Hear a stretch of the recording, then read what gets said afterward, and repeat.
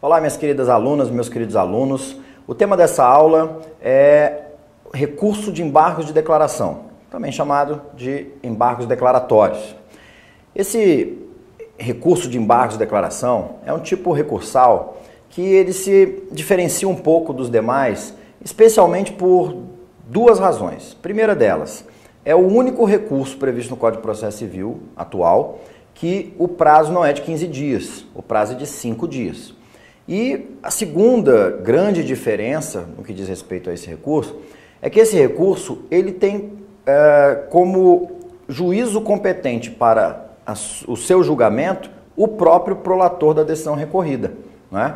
Normalmente você pega uma decisão interlocutória prevista no rol do artigo 1015 e o agravo de instrumento é julgado pelo tribunal. Um recurso de apelação contra uma sentença proferida por um juiz de primeiro grau, recurso de apelação julgado no tribunal.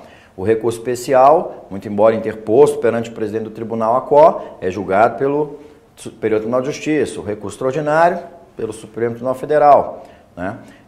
Os embargos de divergência vão ser julgados por um órgão superior àquele colegiado, ou aos colegiados cujo entendimento diverge um do outro. E assim sucessivamente. Um agravo interno, né, ele não é decidido pelo prolator da decisão, mas pelo colegiado ao qual o prolator da decisão pertence. Então, ao contrário desses recursos, os embargos de declaração, eles são de competência do próprio julgador, do próprio prolator da decisão embargada, do prolator da decisão recorrida, tá? E por que isso? Por que essa diferença na competência para julgamento? Justamente em razão do tipo de vício que se pretende combater por meio dos declaratórios, né? Que tipo de vícios são esses? São vícios do tipo uma omissão no julgado. Você formula 2, 3 pedidos, o juiz aprecia apenas 1 ou 2, enfim, algum pedido permanece omisso, ou um determinado fundamento que poderia servir para justificar um entendimento diferente do magistrado, e o magistrado simplesmente ignora aquele fundamento, se omite na apreciação daquele fundamento. Uma obscuridade, quer dizer, uma decisão que você não consegue compreender muito bem onde é que o julgador quer chegar, qual que é uma fundamentação obscura, né, que precisa ser aclarada, a omissão que precisa ser sanada, ou ainda uma contradição interna na decisão, que pode ser uma contradição dentro da fundamentação, ou uma contradição entre a fundamentação e o dispositivo. Então, são vícios que maculam a própria decisão. E dessa forma, eu não tenho como entrar com um recurso maior enquanto eu não corrijo a decisão. Como é que eu vou recorrer, por exemplo, por meio de uma apelação contra uma sentença omissa? A apelação, eu quero rediscutir o que foi decidido. Mas se não foi decidido, como é que eu vou rediscutir? Ou como é que eu posso apelar ou agravar de uma decisão contraditória? Primeiro preciso que ele elimine a contradição para depois, ao eliminar essa contradição, eu entender o que está acontecendo para daí ver se é o caso ou não de agravar. Então, são tipos de vícios que foram causados pelo prolator da decisão e que cabe a ele próprio sanar esses vícios para que aí sim, né, o interessado possa levar adiante o recurso principal. Beleza? Os declaratórios, justamente por essa natureza complementar, vamos colocar assim, você busca completar ou complementar a decisão recorrida para que daí sim você possa saber contra o que você está lutando, contra o que você está recorrendo com um recurso mais amplo. Ele é um recurso que, na verdade, a gente pensa assim, princípio da unirrecorribilidade, quer dizer, contra cada decisão é cabível apenas um tipo de recurso, ou contra cada conteúdo decisório é cabível apenas um tipo de recurso. Mas os embargos de declaração, eles são cabíveis simultaneamente com outros recursos, justamente por isso, não é uma violação à unirrecorribilidade. Na verdade, o que eu tenho é uma situação em que eu até poderia tentar entrar com outro recurso, né? Da sentença cabe apelação, mas se a sentença é obscura, como é que eu vou argumentar em cima de algo que é obscuro? Nem eu estou entendendo o que está acontecendo, como é que eu vou poder dialogar com os fundamentos da decisão? Então, na verdade, os declaratórios, eles têm que vir primeiro e depois eu entro com outro recurso. E é por isso que os declaratórios têm um efeito diferente daqueles efeitos que a gente costuma encontrar nos demais recursos. Quer dizer, chamado efeito suspensivo, que é regra na apelação e que pode ser concedido pelos relatores em qualquer outro recurso, quando presentes os requisitos, né? Relevância da fundamentação, probabilidade de êxito recursal, perigo in mora. No caso dos embargos declaratórios, eu não falo em efeito suspensivo, eu falo em efeito interruptivo. Quer dizer, quando eu oponho os meus embargos de declaração, ou quando eu interponho o meu recurso de embargos de declaração, na verdade, aquele prazo que estava em curso, por exemplo, é uma sentença, eu tenho 15 dias para apelar e eu tenho 5 dias para embargar de declaração. Se eu chegar no 5º dia e eu protocolar minha petição de embargo de declaração, eu vou ter a interrupção do prazo da apelação. Então, quando for decidido esses embargos de declaração, providos ou improvidos, na verdade, eu vou ter o efeito interruptivo. Né? E o que é o efeito interruptivo do prazo? Significa que após a decisão dos embargos de declaração, eu terei integralmente o prazo de 15 dias para poder apelar. Porque, na verdade, aqueles 5 dias que se passaram, eu não podia apelar, na verdade, se houvesse uma omissão, uma contradição, uma obscuridade. Porque eu não teria um conteúdo completo da decisão. Então, a gente fala nesse efeito interruptivo, como regra. Tá? Do simples protocolo, o efeito interruptivo. Beleza? E aí sim, uma vez decidido, é cabível o outro recurso, se muitas vezes ao corrigir uma contradição, o dispositivo da sentença pode mudar e eu que tinha perdido passar a ser vencedor. Nesse caso, é o que a gente até chama de embargos de declaração, embargos declaratórios com efeitos infringentes ou com efeitos modificativos, né? Que é uma possibilidade de manejar os embargos com a finalidade de modificar a decisão, mas não porque eu quero deturpar o manejo dos declaratórios, mas porque, naturalmente, pelo reconhecimento de determinados vícios, principalmente em razão da contradição ou da omissão, pode acontecer uma modificação da decisão. Tá? Vamos dar uma conferida aqui no nosso material. Os embargos estão previstos lá entre os artigos 1022 a 1026. São cabíveis agora, no novo Código, claramente, contra qualquer decisão judicial. Porque antes, artigo 535 do Código de Processo Civil de 73, limitava o texto, pelo menos, né? A doutrina já questionava, haviam precedentes em outros em sentido divergente, mas o texto legal limitava o cabimento à sentença ou acórdão que manifestasse algum desses vícios. Então agora se fala contra qualquer decisão judicial, pode ser sentença, acórdão, decisão interlocutória, e eles servem para quê? Para esclarecer obscuridade ou eliminar contradição, para suprir omissão de ponto ou questão sobre o qual devia se pronunciar o juiz de ofício ou a requerimento e para corrigir erro material. Então, são essas as hipóteses que provocam o manejo dos embargos de declaração. Tá? Lembrando que agora eles são cabíveis, por disposição legal, contra qualquer decisão judicial, seja ela sentença, acórdão ou decisão interlocutória. Considera-se omissa a decisão que deixe de se manifestar sobre tese firmada em julgamento de casos repetitivos. De novo, sempre que eu falo julgamento de casos repetitivos, a gente tem que lembrar do IRDR, do recurso especial repetitivo e do recurso extraordinário repetitivo, tá? Ou no incidente de assunção de competência aplicável ao caso sob julgamento. Então, se deixe de se manifestar sobre a tese jurídica firmada nesses pontos. Existe uma decisão firmada lá em cima no tribunal e a sentença desconsidera. Eu vou lá em embargo de declaração, alegando omissão.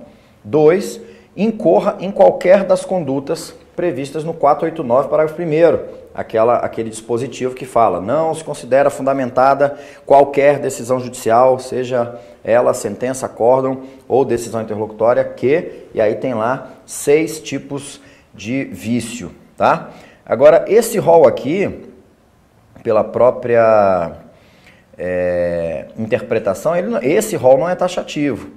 Hipótese de cabimento é taxativa. Agora, interpretação do alcance da expressão omissa, isso aqui não é taxativo, né? Então, a expressão omissa, trazida no texto legal, a gente pode trabalhar aqui como um conceito jurídico indeterminado, que esses 2 dispositivos estão, na verdade, querendo resguardar para evitar que um julgador, diante de embargos declaratórios que alegue esse tipo de omissão, venha a dizer que isso não se caracteriza como omissão. É uma omissão caracterizada por vontade do legislador. Os embargos serão opostos no prazo de 5 dias, em petição dirigida ao juiz, com indicação do erro, obscuridade, contradição ou omissão, e não se sujeitam a preparo. Isso aqui também é importante. A regra dos declaratórios é que eles não se sujeitam a preparo. Até porque o tipo de vício que a gente visa a combater não é um inconformismo com o posicionamento. Na verdade, é um tipo de vício formal do próprio exercício da atividade jurisdicional.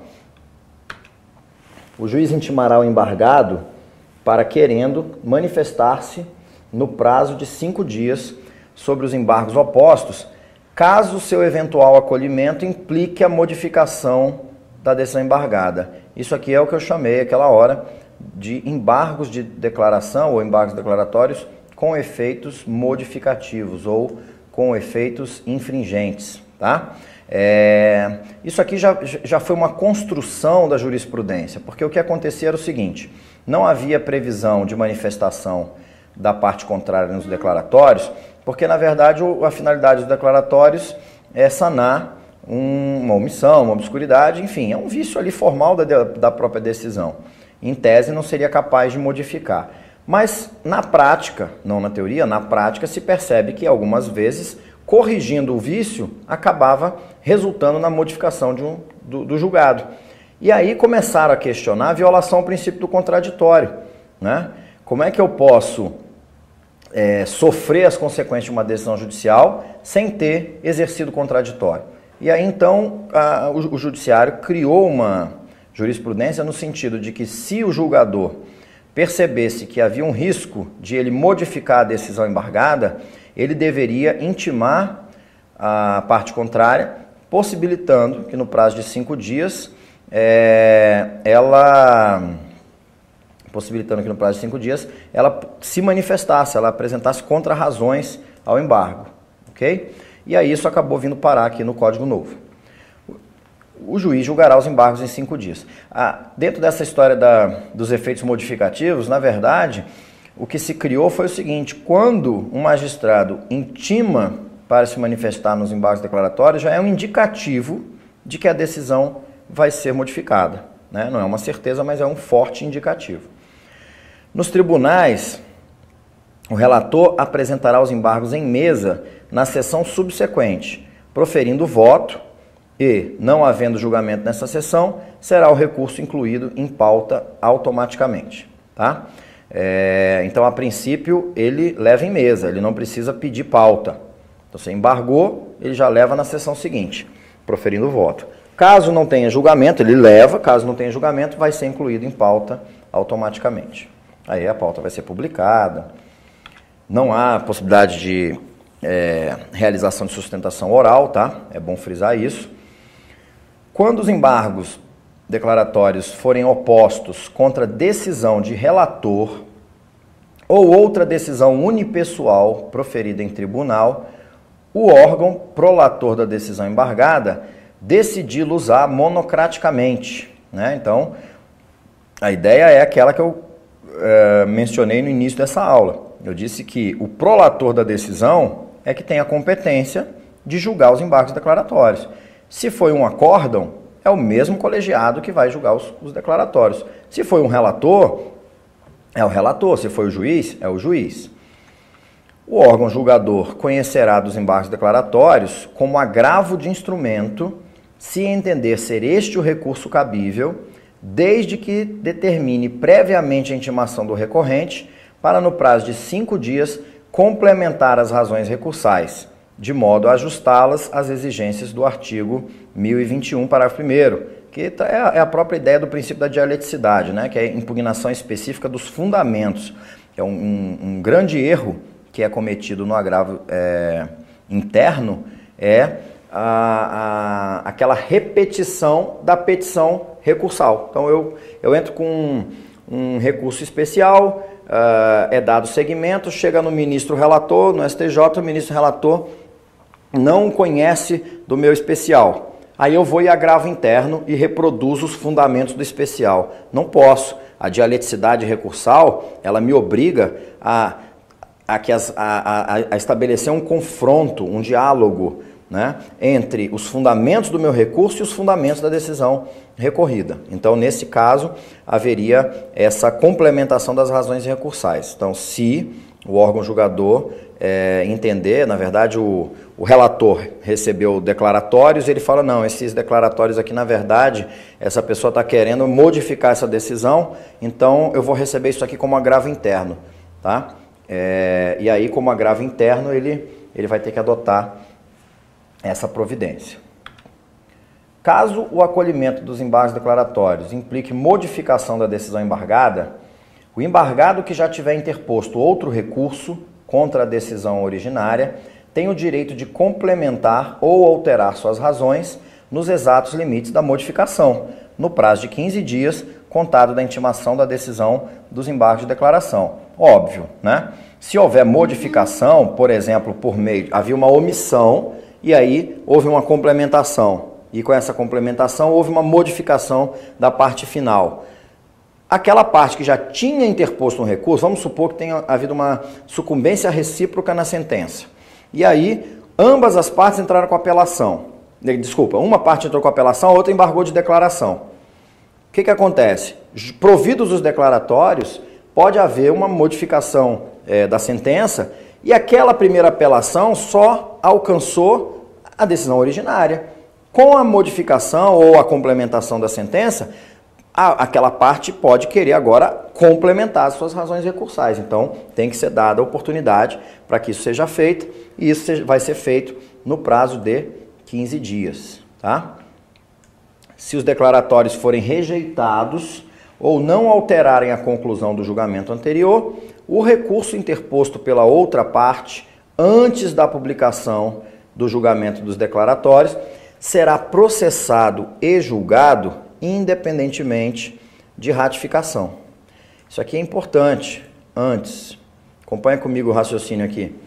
O STJ começou com isso, depois os TJs e TRFs começaram a reproduzir, Supremo, enfim. Jurisprudência defensiva. Essa é a mais criativa de todas. Por quê? Aquela ideia da intempestividade, que a gente trabalha como requisito de recorribilidade, tempestividade, a intempestividade, que leva ao não conhecimento do recurso, quando você interpõe o recurso fora do prazo. Aquele jurisdicionado diligente que se antecipava à publicação de uma decisão e protocolava a sua petição recursal, o judiciário começou a dizer que havia uma intempestividade por antecipação, intempestividade reversa ou qualquer coisa nesse sentido. E a coisa mais absurda, quer dizer, se você quer praticar atos de maneira mais rápida, não é? Você quer agilizar o processo, você quer dar cumprimento ao comando constitucional da duração razoável do processo, né? Que está no artigo 5º, inclusive, da Constituição, o judiciário aproveitava isso como mais uma desculpa para não trabalhar, para não julgar, para rejeitar a atuação do jurisdicionado. Então, o novo Código de Processo Civil tem vários dispositivos nesse sentido. Tem um que diz claramente que o ato praticado, lá na parte dos prazos, o ato praticado antes do início do curso do prazo é considerado tempestivo. E para reforçar aqui no sistema recursal, vem agora aqui diante dessa situação da possibilidade de uma interposição de embargos declaratórios por um lado e de um outro recurso pelo outro, antes do resultado desses declaratórios, justamente porque tem o prazo, a interrupção do prazo, haveria necessidade de ratificação desse recurso antes, sob pena da intempestividade por antecipação. Agora não existe mais isso. É claro, o código é claro, tá? Agora, vamos pensar um pouquinho. Não é uma dúvida até razoável, se eu estou do lado de cá e eu interponho os declaratórios, o efeito interruptivo para mim é automático. Mas quem garante que o efeito interruptivo para outra parte que quer recorrer é automático? Também não poderia vir lá de cima do judiciário um entendimento que não, só para quem embargou de declaração é que o prazo está interrompido. Para você o prazo estava correndo e agora não cabe mais. Então, na dúvida, protocola. E aí cai na antecipação, na intempestividade por antecipação. Então, espera-se que tenham posto fim com esse dispositivo a essa história de intempestividade por antecipação, tá? Vamos voltar aqui. Consideram-se incluídos no acórdão os elementos que o embargante suscitou para fins de pré-questionamento, ainda que os declaratórios sejam inadmitidos ou rejeitados, caso o Tribunal Superior considere existentes erro, omissão, contradição ou obscuridade. Acompanha comigo. Vocês se lembram, quando estudaram na faculdade, a tramitação do recurso especial e do recurso extraordinário. Vocês se lembram que inventaram, criaram, interpretaram um requisito constitucional, um requisito de recorribilidade que denominaram de pré-questionamento, em que inclusive a STJ e o Supremo tinham posições distintas, se deveria ser explícito, implícito. O que é o pré-questionamento? Pré-questionamento, enquanto um requisito específico de recorribilidade desses recursos de natureza extraordinária, nada mais é do que você conseguir que o prolator da decisão que você pretende recorrer para o STJ ou para o Supremo, isso cabe também lá para o TSE, para o TST, que ele toque no ponto de direito federal ou de direito constitucional que você pretende submeter aos tribunais superiores. A ideia é de que se você não forçou o tribunal a discutir aquela matéria, essa matéria não está pré-questionada, então ela não poderia ser discutida no órgão superior. Haveria uma supressão de instância ou não estaria presente o requisito da decisão em última instância, única ou última instância, enfim. E aí outros problemas eram criados, porque um lado entendia que o pré-questionamento tinha que ser explícito, tinha que estar lá, o dispositivo legal tinha que ser mencionado, outro entendia que podia ser implícito, desde que a matéria estivesse sendo debatida, e no fim das contas, muita gente não conseguia pré-questionar. Por quê? Porque eu não posso obrigar o magistrado a consignar no teor do seu acórdão um dispositivo legal específico, eu não posso obrigá-lo a tocar num ponto. Então, se ele não quiser que a sua decisão seja revista, é muito fácil pelo STJ ou pelo Supremo, basta que ele dê uma decisão e fique omisso na fundamentação de direito constitucional ou na fundamentação com dispositivos da lei federal. Então, o que a gente fazia na prática? Queria entrar com especial em cima do acórdão da apelação ou dos infringentes, se fosse o caso. Queria entrar com extraordinário, não pré-questionar a matéria. Então eu vou embargar de declaração, alegando uma omissão, para ver se ao reconhecer a omissão eles tocavam no ponto, pré-questionavam a matéria e eu poderia então recorrer com especial ou com extraordinário. Na prática, o que o relator fazia e o colegiado acompanhava? Não conheço dos declaratórios, não há omissão, não há isso, não há aquilo. Uma série de fórmulas processuais começaram a ser desenvolvidas, né? Dentre elas, a ideia de entrar com um recurso especial pela linha A, negativa de vigência à lei federal, qual? O artigo 535 do Código de Processo Civil, que prevê o cabimento dos declaratórios. O STJ acolheria, daria provimento, determinaria que o tribunal reconhecesse vigência, desse aplicação ao dispositivo do 535, enfrentasse o mérito dos declaratórios para depois entrar com recurso especial pela linha C. E aí depois eles reclamam que tem muito processo, né, muito recurso sendo ajuizado e desnecessário, que é só para tumultuar e querendo dar multa por ser recurso protelatório, quando na verdade eles próprios criam esse sistema, né? E aí, mais para frente inventaram uma outra tese, que seria a de já fazer um combo, né? Quero recorrer pela linha C, por exemplo, do dissídio jurisprudencial, eu tentava forçar o pré-questionamento com os declaratórios, dizia claramente que os declaratórios eram para fins de pré-questionamento, vinham me davam uma multa dizendo que eram protelatórios, aí o STJ teve que sumular que embargos interpostos ou opostos com fins específicos de pré-questionamento não podem ser considerados protelatórios, e aí aquela confusão, começaram a fazer o combo, eu quero só pela linha C, mas eu vou entrar com a linha A e com a linha C. Tribunal, negativa de vigência. Caso Vossa Excelência entenda que negou, que não pré-questionou, dê provimento na A, determine que o tribunal ACO julgue. Caso entenda que está pré-questionado, já julga logo da C. Então, um combo, né?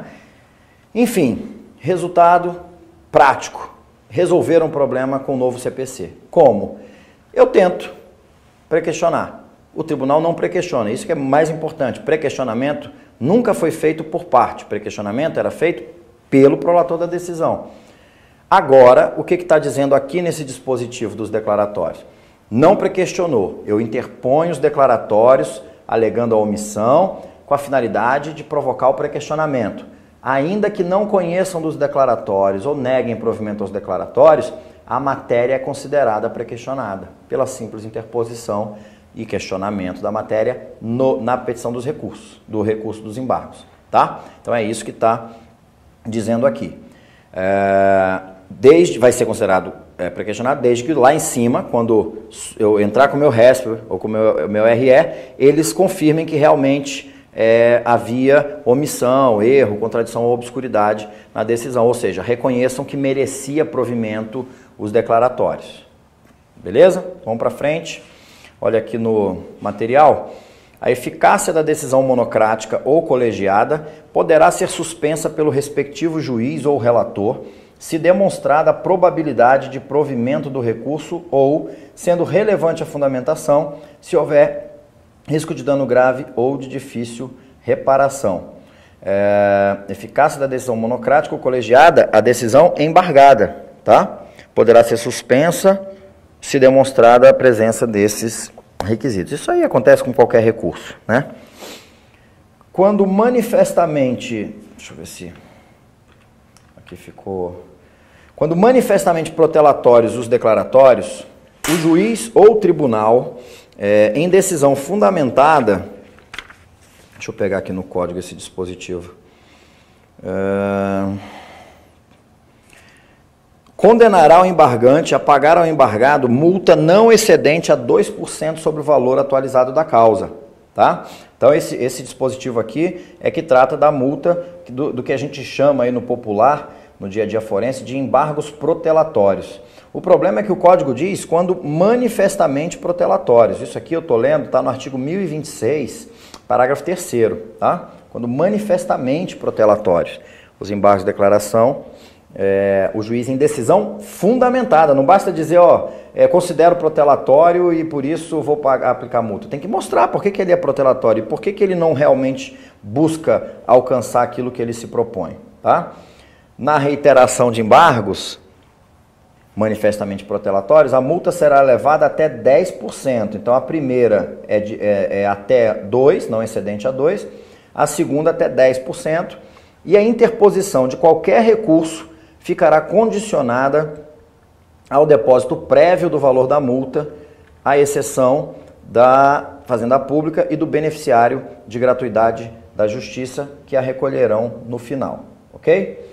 E aí também o legislador estabelece que não serão admitidos novos embargos,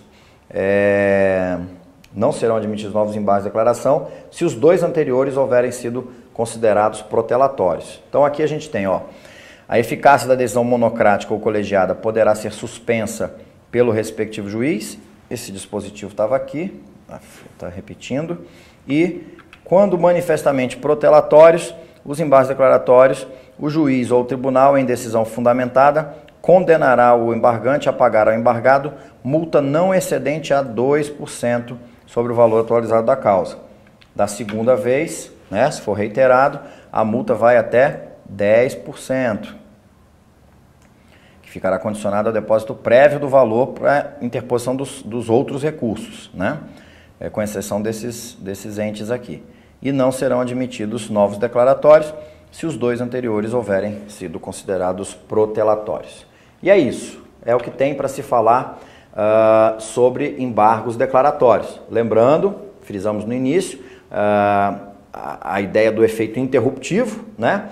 E, por último, uma pequena observação que o código faz, mas é desnecessária, porque o código menciona que se aplica aos declaratórios a regra do artigo 229, que é a que fala do prazo em dobro para litisconsortes com advogados diferentes de escritórios diferentes. É desnecessária, não precisaria estar reproduzida nesse dispositivo no capítulo dos embargos de declaração, porque a gente está falando de regra geral de prazos lá no 229, né? E diz que aos litisconsortes com advogados diferentes de escritórios diferentes será dado prazo em dobro para todas as suas manifestações. Então, encerramos aqui o exame dos embargos de declaração e numa outra aula nós continuamos a análise dos recursos em espécie enquanto meios de impugnação de decisões judiciais. Até lá!